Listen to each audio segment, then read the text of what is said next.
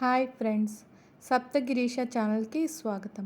అరటికాయతో దుళ్ళు ఎలా చేసుకోవాలో చూద్దాం రండి.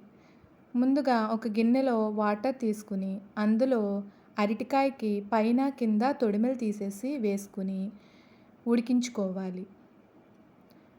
అవి ఉడికిన తర్వాత నైఫ్తో కానీ స్పూన్తో కానీ గుచ్చి చూస్తే ఉడికినాయో లేదో తెలుస్తాయి.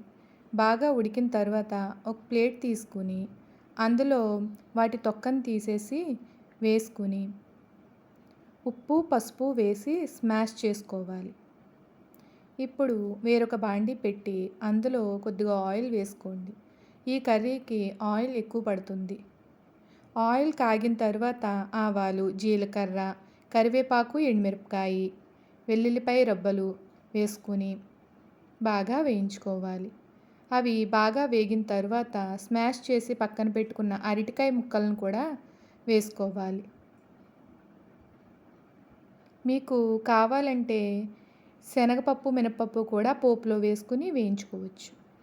అది వేగుతూ ఉంటుంది. పక్కన ఆవముద్దను ప్రిపేర్ చేసుకోవాలి. ఈ ఆవముద్దను కర్రీ అంతా ఉడికి పక్కకు దింపేశాక చల్లారిన తర్వాత మాత్రమే కలుపుకోవాలి. ఇప్పుడు కర్రీ బాగా ఉడికిపోయింది. కర్రీ ఉడికి చల్లారిన తర్వాత ఆవముద్దను కలుపుకోవాలి. ఆవముద్ద కలుపుకున్న తర్వాత రెడీ అవుతుంది. దీంట్లో కొంతసేపు తర్వాత నిమ్మరసం పిండుకోండి. నచ్చితే లైక్, షేర్, సబ్స్క్రైబ్.